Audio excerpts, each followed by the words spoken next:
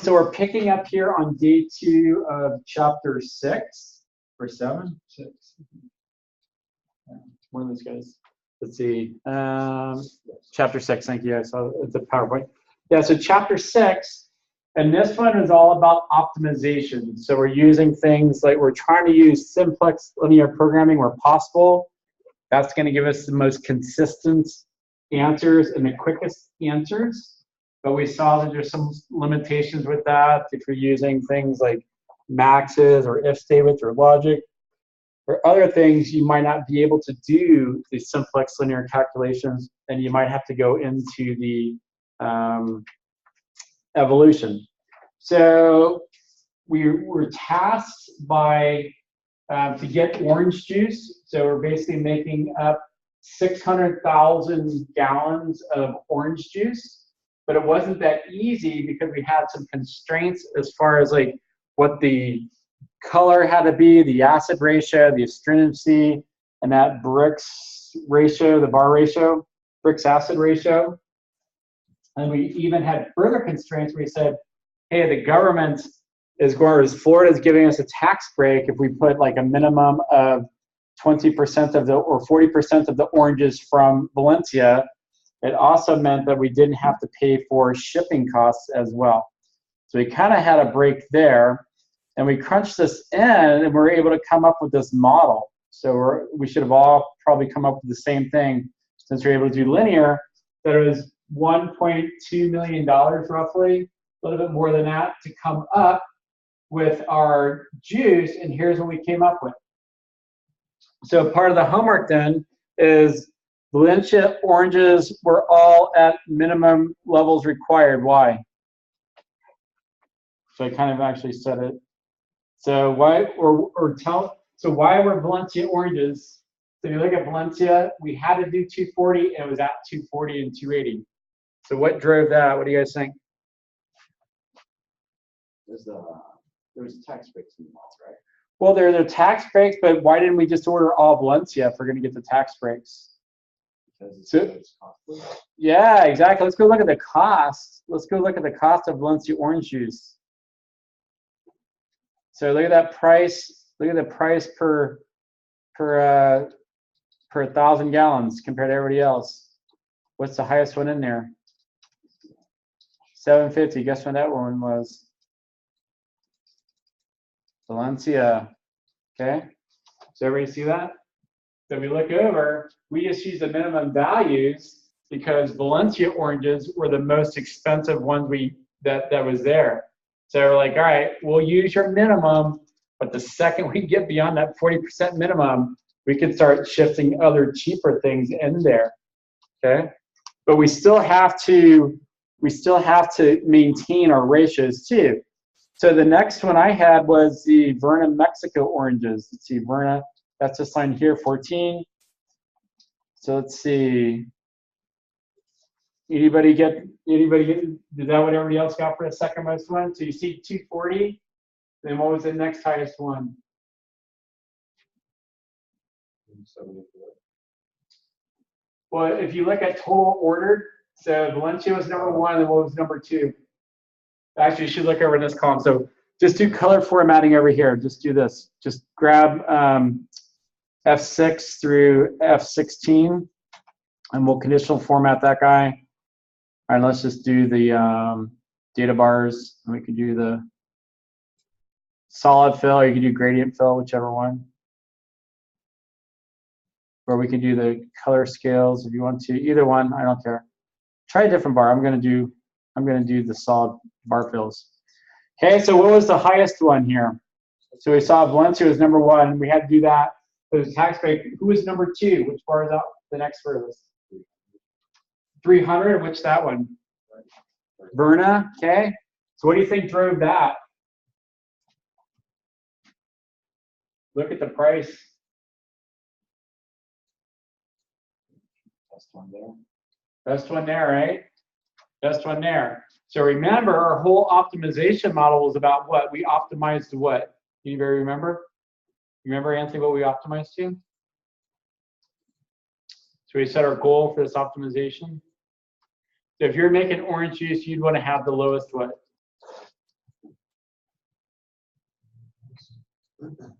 Cost or Lowest cost, right? So you want to have the lowest cost, because if you have a lower cost, if you could sell it, you're going to have the highest profit. So this is all going to be based on low cost. But guess what? If you look at low cost, it's probably not the best orange juice in there as well. So we kind of had to do what? So Valencia, we had to do that when the minimum quantities, and we just used the minimum because the price, it was the highest. The second one we used was the Verna Mexico ones, and that made sense because that was the lowest. But if you take all that junk juice, you have to do what with it? So what's the next ones? So if you look in here, you kind of see like Berna, Biondi, Belladonna, those are all maxed out. Why were those guys all maxed out? Oh, because that's all what they had available. That's the maximum that you could get from. Yeah, so exactly. Yep. So if you look at those guys, they were cheap as well, and they were maxed out. So if you look at that, so 300, 460, 505. So we kind of took the highest. We took the Valencia, we had to have that. And then we took the $300, that was the lowest one. We maxed those guys out. And then we grabbed what? Then we started grabbing the other ones that were pretty cheap. And then what happened? And if you look at Mosambi, Hamlin, and Gardner, what do we have to do with those guys? So we max them out, and we kind of use those guys to get our quality ratios in there. Okay? So we had to take Valencia. That was required. Those Verna Mexicos were nice and cheap, so we had to grab them. And then the next cheaper ones, we had to, we maxed those guys out as well, but then we kind of had to use a combination of the Masabi, Hamlin, Gardner, and Sunstar to get to our qualities that we needed to be within our ratios, because that was all part of our constraints. Okay? So that's kind of like that homework question. That'll be part of the quiz. If you look at the homework quiz this week, you'll answer those questions in there. Okay? So if you forget, you can always go back to this archive. All right, so questions, thoughts? All right, so let's move on. So we're going into slide 2. If we looked at this, our procurement costs were $1.23 million for optimization, but the boss is saying, you know what? I want a 5% cut, guys. So take that, and I want a 5% cut. Too much money. Okay? So what do you think is going to have to happen for us to get a 5% cut here? So right now we can't use cost as the objective because we're going to get that. So we have to do what? So what do you guys think? If that gives us this good quality, if you show up to the Mercedes-Benz dealer and you got $30,000, or the car is $30,000, but you have $15,000 in your pocket, what do you have to do? Downgrade. So we're probably going to have to do what to quality? We're going to have to downgrade our quality, okay? So the only way we're going to be able to get there is saying, all right, let's downgrade our quality here. So now we're going to, kind of have to jack with our values, and instead of setting that the constraint that we had before, low cost, now we're going to say take 5% of that off, and then we're going to make that as our new constraint. So let's copy the optimization model sheet. And how are we going to do that? Can we remember how to copy? So how will we copy the sheet?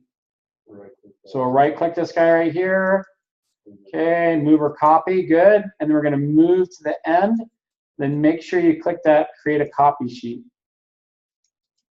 And we're going to call this new one relax quality. Relax quality.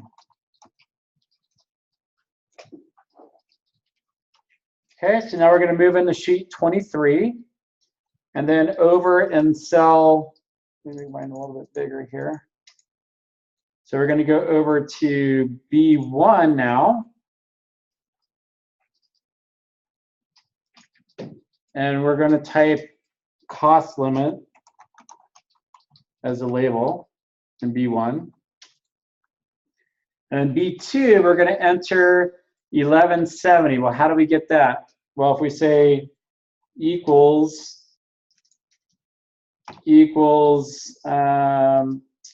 So 5% off is going to be 95% of this value. So if we just say equals this value times 0.95, guess what value we get? So we get roughly $1,170,000. We're just going to kind of round up a little bit. So let's put that number in there, 1170123. If we want, we can even format that to dollars if we want to. We'll take the decimals off. It really doesn't make sense to have that many decimals if you're that big of numbers. All right. And then in G26, what we're going to do is we're going to come down over to G26. And we're going to put relaxed percent here. And then we're going to copy the min and max taste values to H and I. So let's copy in the, if we go over into B27, or actually B26 down to B30. So we're going to copy this, and then we're going to come over into H26 and paste those. Then we're going to do the same thing for maximum. So we're going to grab F26 out to F30, and we're going to post that in I.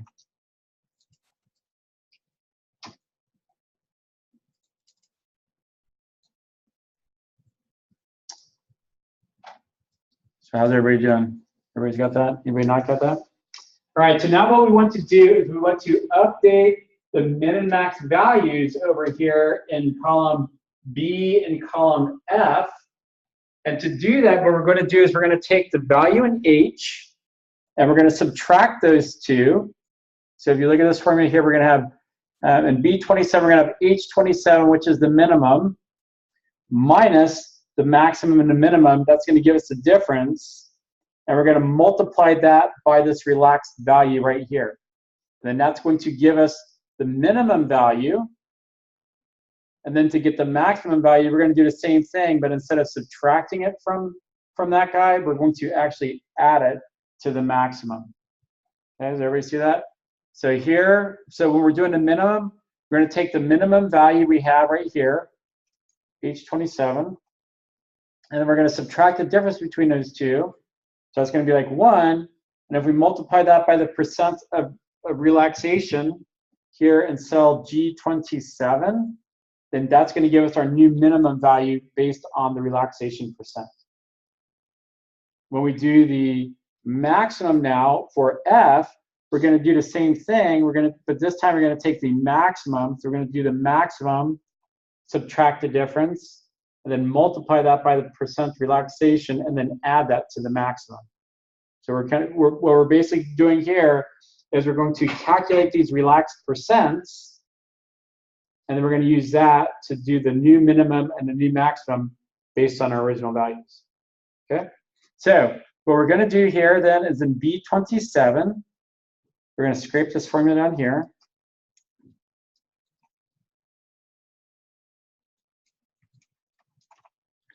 And we're going to come over here. And now in B27, you're going to replace the value with that formula. And notice that it's still going to be the same because right now we have what? We have the minimum and the maximum subtracting each other, and the current percentage of relaxed percentage is 0. Therefore, it's just going to be that value. Once we get the percent change in there, then these values are going to start bearing on us. All right? So we got that. And then now for F27, we're going to take the maximum, and we're going to take the difference and multiply that by the new relaxation. And we're going to put this over into F27. And these values will stay the same until we get the relaxed percents. Okay, Okay, so notice they're still the same, but they will change after we do our relaxation calculation. The next thing we want to do here too is up in D2. In D1, we want to put average percent relaxed. So average percent relaxed.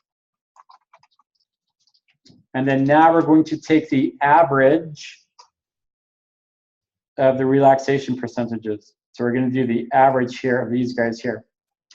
So you can either scrape that formula, or you can just go up into, if as long as you're in D2, come here and do average, and then grab these guys here. Okay. So you should see, and you're going to get this divide by 0 for now until we do the calculation. You're going to see that, but once we do get the solution, the divide by 0 will go away. So just so you guys, if you see that, don't panic. Okay. So how's everybody doing? Everybody's good so far? Everybody's tracking? All right, awesome. All right, so now what we want to do is we're going to update solver, and we want to change the objective so that this relaxed percentage is going to be the minimum. Before, what was our objective? Anybody remember? I think Anthony, what did you tell us before? It was, Anthony, you said a couple minutes ago. We said our objective when we first did this was what? Do you remember, Anthony? Exactly, we said low cost. Okay, but now we want to do what? Now cost isn't the objective. Now the objective is keeping that relaxed percentage as low as possible. So we're going to have to go in and update our objective, and instead of our price being the objective, it's now going to become a constraint for us, and we're going to constrain it to that 5% off of that. So that's going to be that 95% value. So if we come into data and go into solver, so we're going to go to analyzer and solver. So now we're going to change our objective to D2. So our objective is no longer going to be A2, it's going to be D2, and we're going to set that as a minimum. And then we're also going to have to take into account now, as by changing the variable value cells, we're going to have to include C27 through C30 now. Okay, so to do that, because everybody see why we're doing that? Because these are going to be those percentages down here. So these are going to be those relaxed percentages. So if you want, just put a comma after the C6 to E16. You're going to put a comma, and then you're just going to grab these cells. So just drag your cursor down, and that'll put them in there. And then we want to now have A2, and that's going to be this cost objective has to be less than or equal to our cost limit. So now instead of being the objective, now it's a constraint. So we're going to say, we're going to add a constraint here, and we're going to say A2 is less than or equal to B2. All right. And then we're going to press solve. And then let's see, so let's go into options and let's make sure that I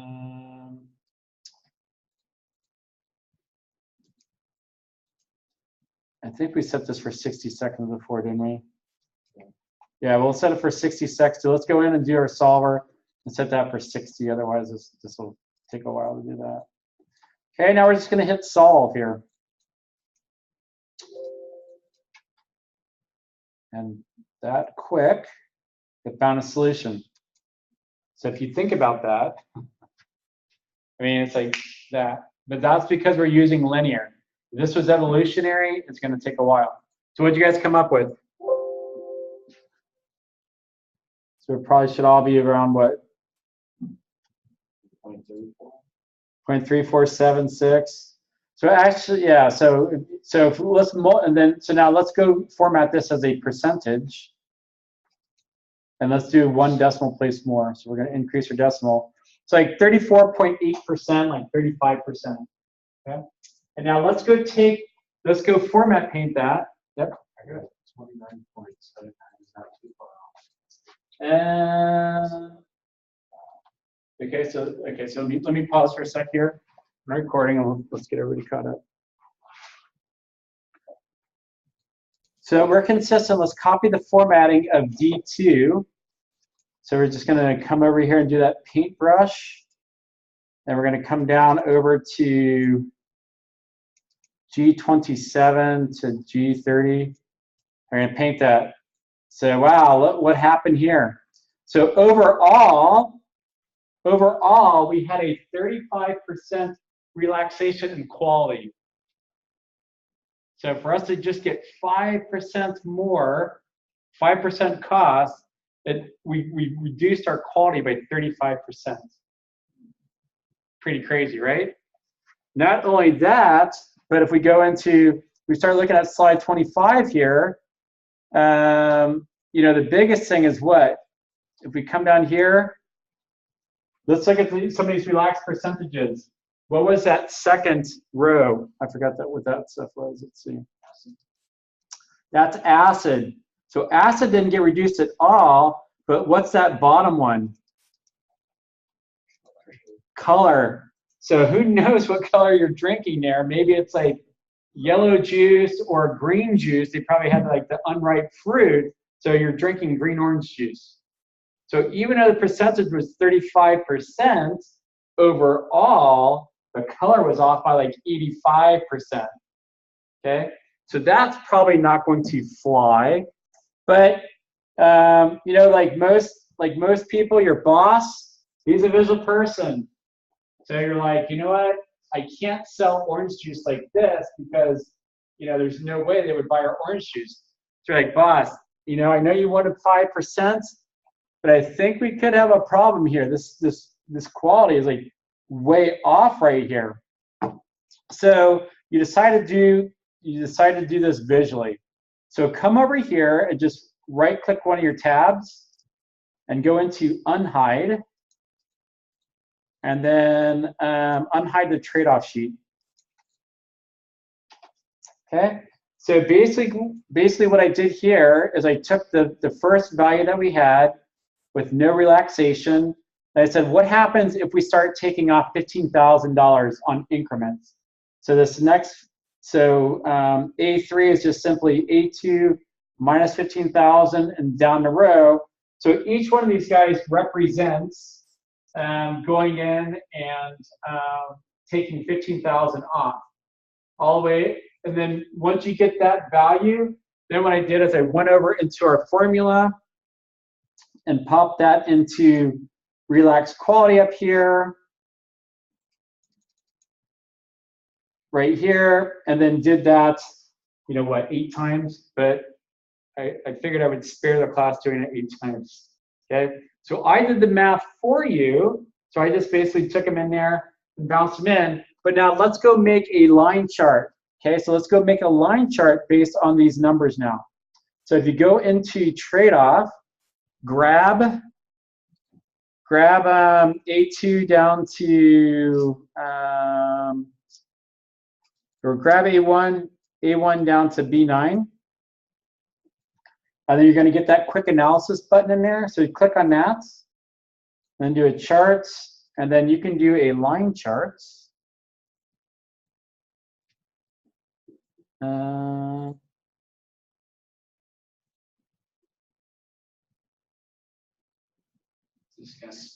Yeah, thank you. Scatter chart. There you go. Do a scatter chart. Okay, so we can do a scatter chart here. And now you can kind of like see, and then let's go clean this up a little bit. So let's say on these values right here, so click on this, the category axis. And then let's say that our units are display units in, let's do like thousands or something like that. There you go, that makes it cleaner.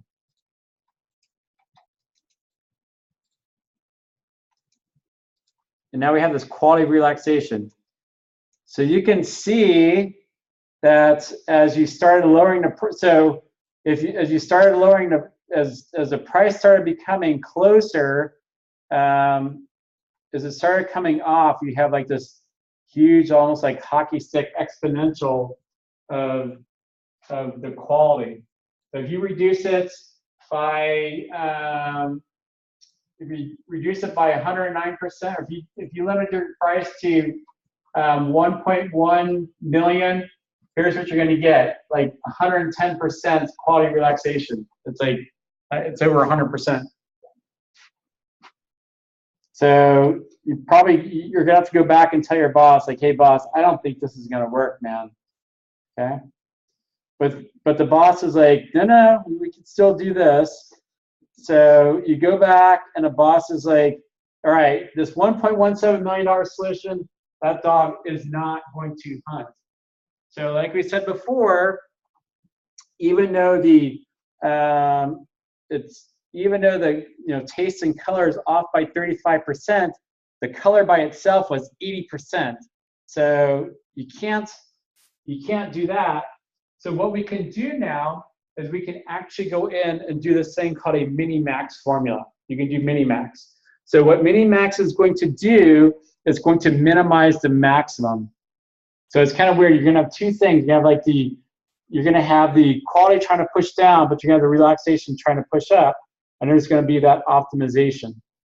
So what we need to do now is we need to minimize a maximum, but does anybody remember what happened? Can we use maximum with our linear programming? So if we go back to our chart, what chart was that? Maybe like chart like 8 or 9 in here, somewhere in there. Let's see. Corners are great. Simplex.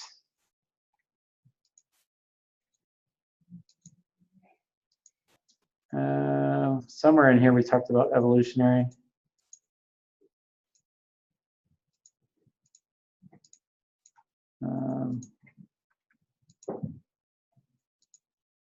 All right, so we talked about evolutionary, and we said, hey, if we incorporate things in here like statistical functions like max, we're no longer doing a linear calculation.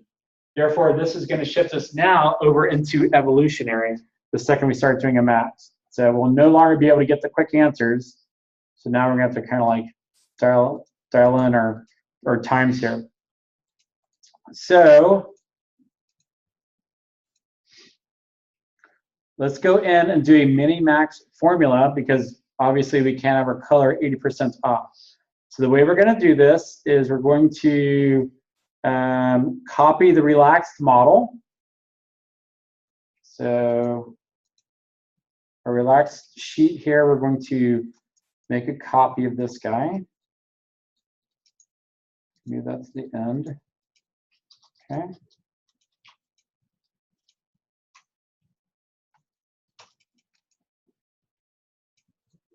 And then we're going to clear out cell D2. So actually, let's change the name where it says relaxed quality. We're going to change that to mini-max. Mini-max, relaxed. Okay, and we're going to clear out cell D2.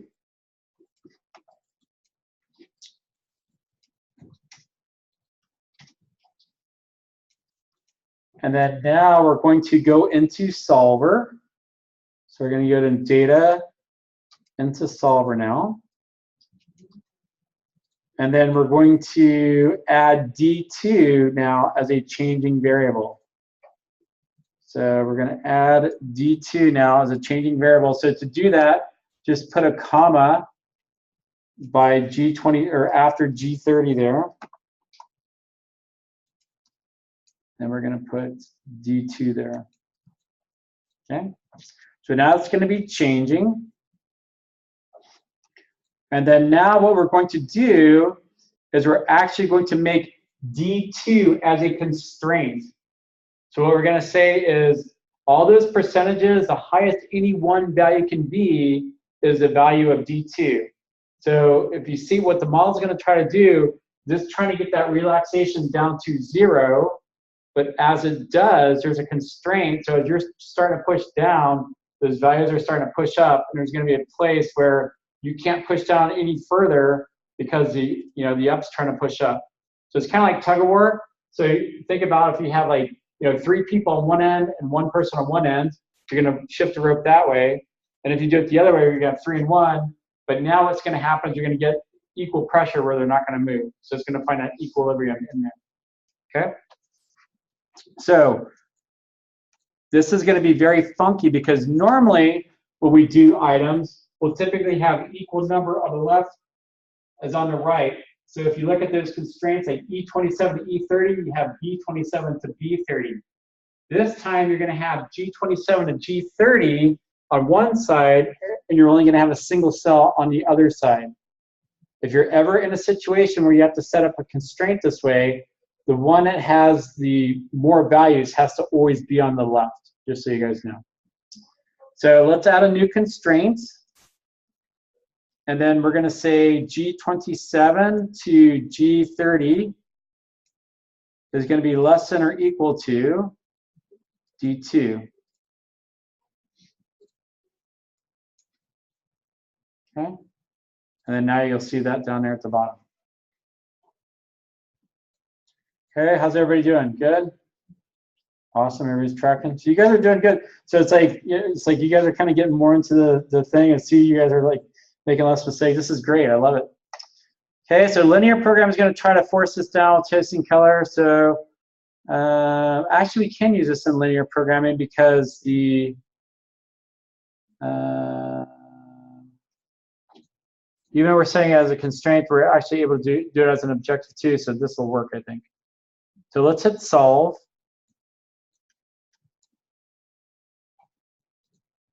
All right, so there we go. So there we go. So you hit solve, and now what happened? What did you guys get for your average percent relax? Like 58? Okay, is that what you got, George? What did you get? 58%. Okay, is that what you got? Anthony, 58.7? Okay, perfect. Okay, but now if you look at that, so what happened? Our relaxation, overall relaxation came up, but what happened to the individual values? They should all be, at least one of them should be near that. Like even out.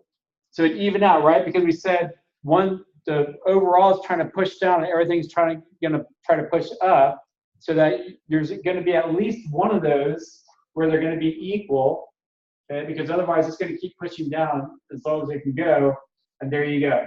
So notice that now everything kind of like evened out, and you had 2 that were 58.7. So the overall average relaxation came up, but it kind of leveled them out. You didn't have one at 0% and one at 80%. But overall, it's still crap. You can't sell orange juice that's like 58% off of what people are used to. Maybe you could sell it to old people. I don't know. Their taste buds are gone or something like that. I don't know. All right. So, so you're at the plant and your boss is like, all right. You're fine. You can spend all your money. You don't have to do the relaxations. Keep it, okay? But the next thing that happens, though, is your boss says, hey, the people over in the supply department, they're saying like 4. All right, so I'm going to start doing this in all my classes. Everybody has to put their cell phones away.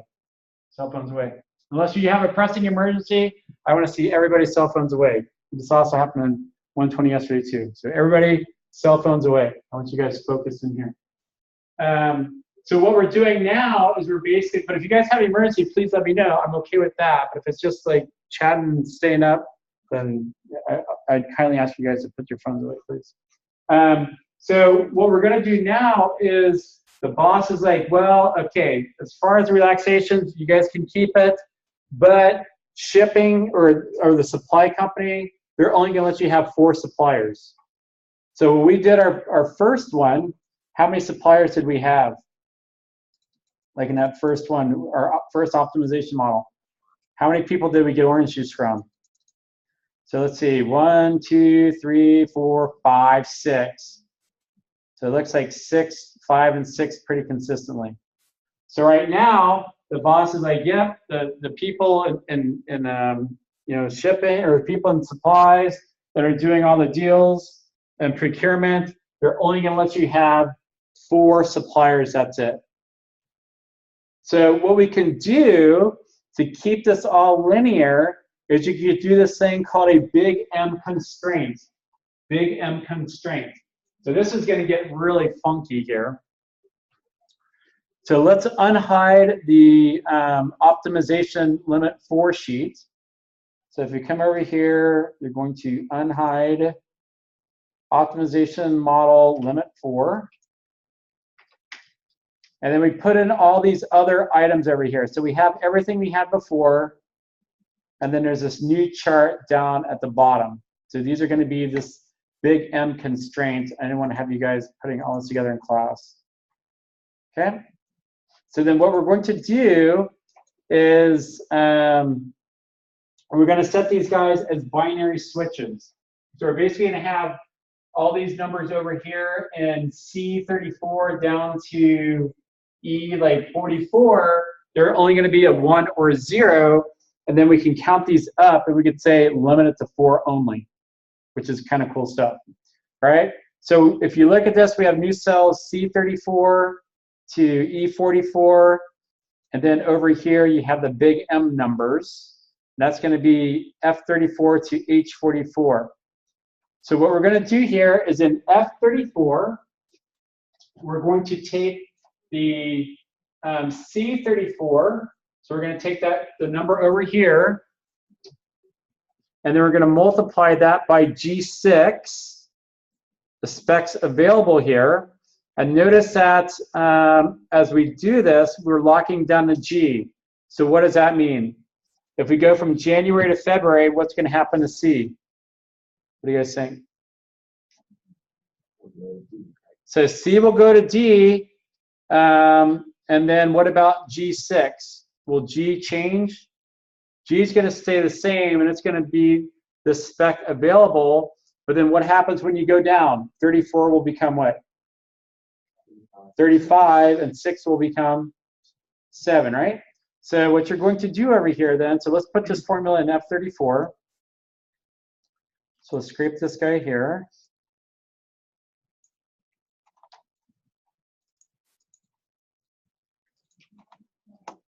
Okay, then we have 0 here.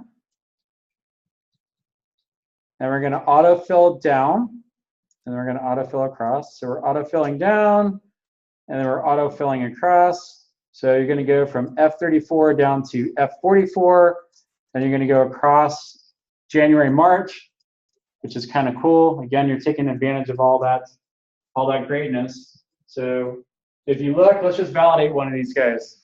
So in February, if we look at that, C34 became what?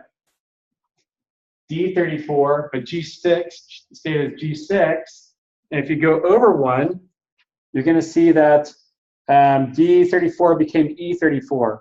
But as you go down now, you're going to see 34 became 35 and 6 became 7. So this whole, I mean, that's probably, of anything in this class, man, these mixed references are amazing, aren't they? How much it really solves, you know, how much time it saves for us.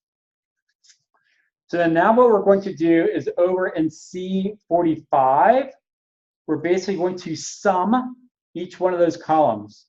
So what we're going to do is we're going to say each one of these columns, we're going to sum up the C34 down to C44. So let's just do a sum there. So if we go into home, sum, and it's going to go all the way up, or you can just scrape the value over there in the PowerPoint. But I'm just going to grab this here. Okay, and then now we're going to drag this over. Okay, so it's going to give us D34 to D44 and E34 to E44. And then we said we want our limit to be what? Procurement said all you can have is 4. All you're going to have in here is 4. So what you're going to do now is in C46 over to E46, you're just going to put 4. So 4, 4, and 4.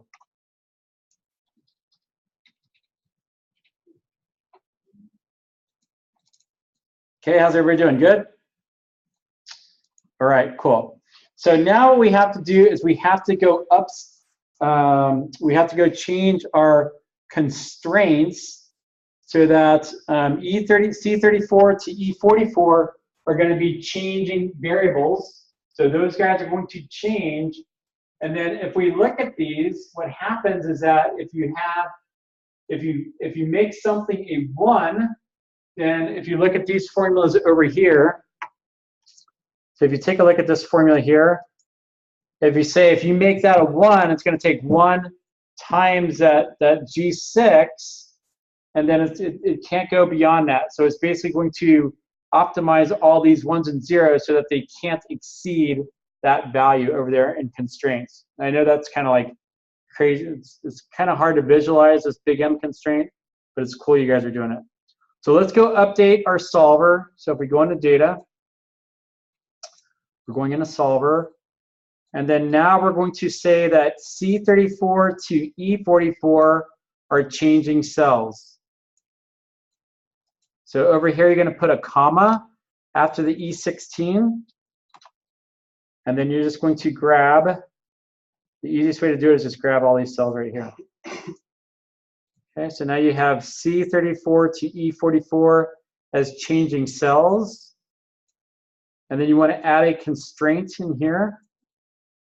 And you're going to say that C34 to E44 is an integer, or I'm sorry, is a binary. So all it could be is a 1 or a 0. And then you want to add that C6 to E16 is going to be less than. So you're going to say that these values up here at the top have to be less than the values down here at the bottom. So that's going to set up that big M constraint. And you'll see it happen. So if you just click on add,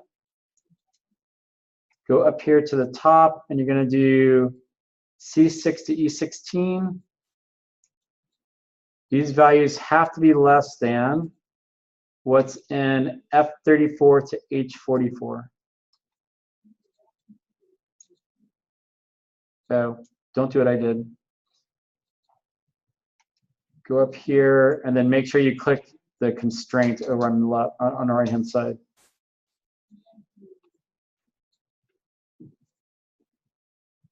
And it actually has to be these guys over here, not this. All right.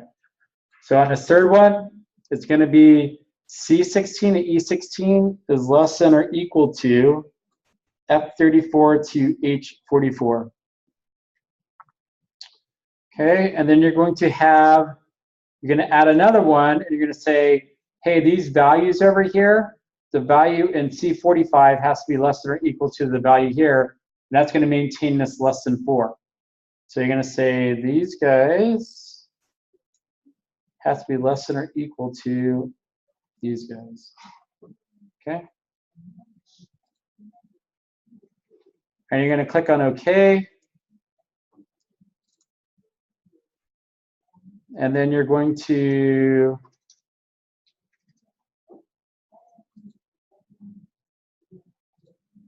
go into options now.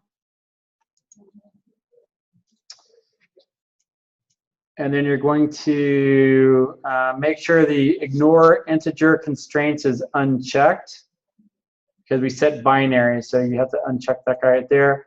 And let's set our time limit to 3,300 seconds. Okay.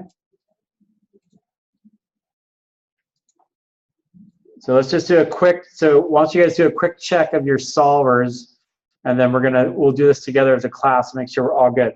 So you should be setting your objective to A2 is going to be minimum, so that's going to be our minimum price. And then now we're going to be setting, you should see a C34 to E44 is binary. And then you should also see a, so I don't see a C34, oh, and then C34 to E44 changing cells, variable cells. And then you should see a C6 to E16 is less than F34 to H44. And then you should see it C45 to E45 is less than C46 to E46. And then if you go into options, ignore integer constraints is unchecked, and 300 seconds. Okay, and then we're going to go hit solve. Okay, and this is going to take a while. So again, what's going to happen is you have to optimize this. So essentially what's happening is if you make something a 1 here, then it's going to show up over in January, and those values have to be less or equal to the total values at the top. So if you guys want, you could do like a 2 minutes or 3 minute phone break now. So if you guys want to do your cell phones, you can pull those out for 2 or 3 minutes because it's going to take a second. Or take a bathroom break, restroom break, or whatever.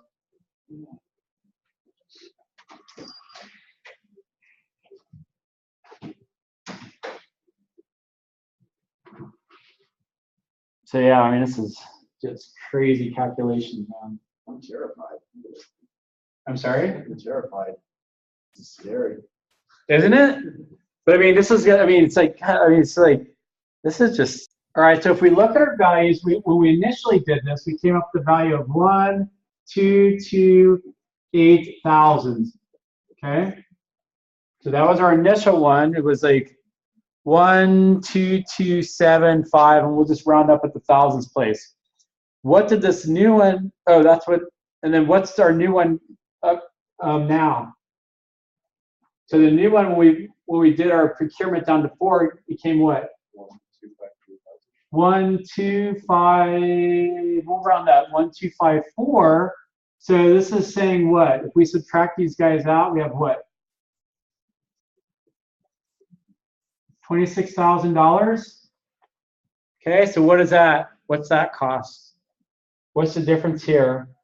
It'll cost 26,000 more just to only have 4 suppliers. Awesome. Say that again, Alex. I love it. It only costs 26,000 more to only have 4 suppliers. It only did $26,000. So what might you tell your boss?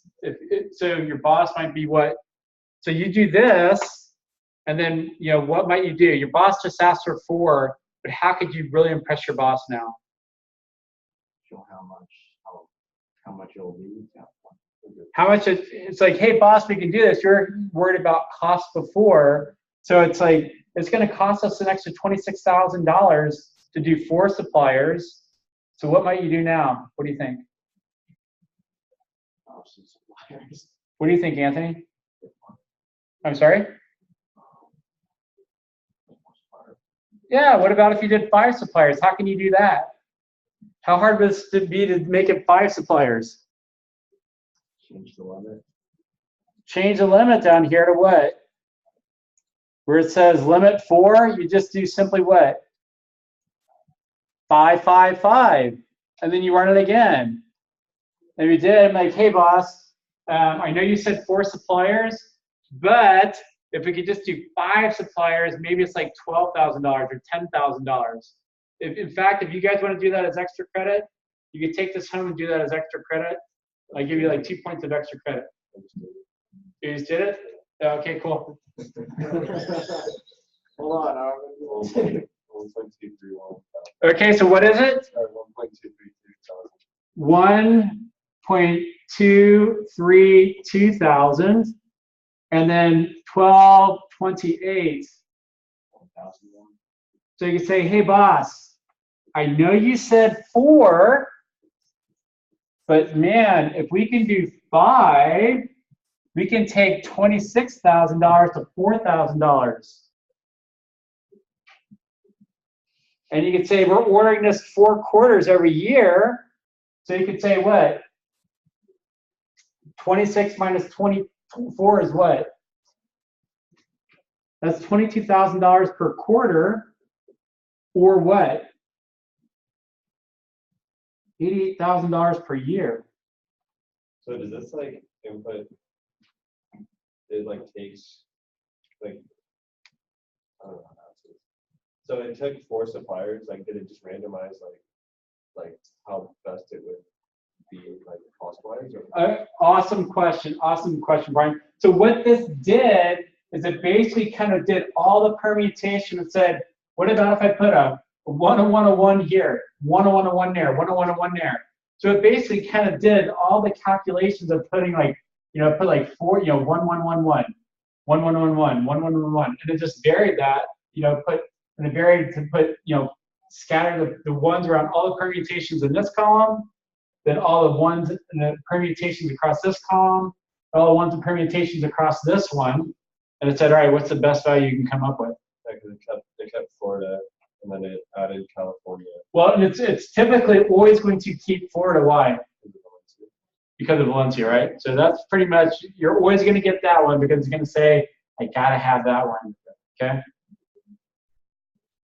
Now you guys are coming data analysts. See, you guys are doing these questions, these problems, and asking a why and doing this and thinking about these calculations. I'm telling you, man, this is like doing this stuff here and coming, I mean, it's one thing to get the numbers, but it's, how do you sell that? How do you make, it's all about profit. It's all about saving costs.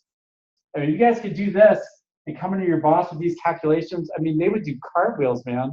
They'd be like, it's like, I don't know how you did it, but great, just keep doing that. Because your boss isn't going to know how to do this. Or maybe 1 in 10,000 might. But if I was your boss, I certainly couldn't have been able to do it until I did this course and learned about this stuff. And you guys will just be rock stars. All right, let's keep trudging along. Right, this is good stuff. All right, so let's go into, so we did Minimax. All right, so there you go. So what about a compromise with 5 suppliers to run? So we saw what it's going to do. So as we look further now, all of our estimations, so if we go way back to the right, the most right sheet over here on our specs, we have, here's the values and here's the bar ratio, Brix acid ratio, the acid. But do you think your suppliers are going to give you that exact value every single time? 10.5%? So what's that called? Anybody know what that's called? So if you went and I'm just trying to think. So when you go to the supermarket and you get like a pound of something, is that really a pound? I mean, it's probably poundish, and if you did a bell curve, it's going to be a pound, but maybe one's like 15.9 ounces, and the next one's 16.1 ounces. So that's called variance. That's because we talked about variance earlier in the course, right? We said that variance, and then you have like this whole, what was the measure of variance? I remember, I'm kind of doing a little bit of review here. Awesome, ding, ding, ding, good. All right, so everybody here, do you guys have your name cards? That's like worth a sticker, Alex. That's sticker worthy. Okay, so Brian's getting a sticker. I'm gonna give Brian a sticker for his 5 suppliers. Do the calculation so quick. Cool, and Alex, standard deviation. Perfect. So now what we're gonna do is we're going to up the game. We're gonna up the ante here. So what we're gonna do is we're gonna say that, hey, so far we've been doing this based on these set amounts, but in actuality, there's probably some variance and there's probably some standard deviation in here. So in fact, if you looked at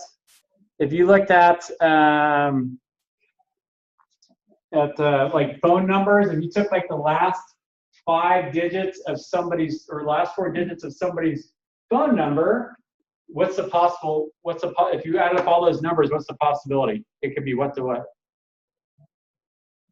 1, 2. So if you had 4 zeros, that would be 0, or you had 4 9. So what's that range from 0 to 36? So that's what this is right here. So if you look at this normally distributed data, that it could be, like a 0, 0 through a 9, 0 through 9, 0 through 9, 0 through 9. If you sum up these 4 digits, then you get what?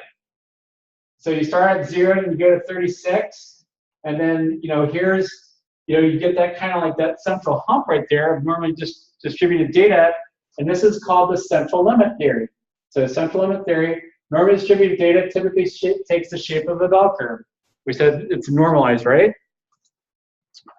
So if you think about, does anybody ever play go to Las Vegas or outside of casinos and play craps?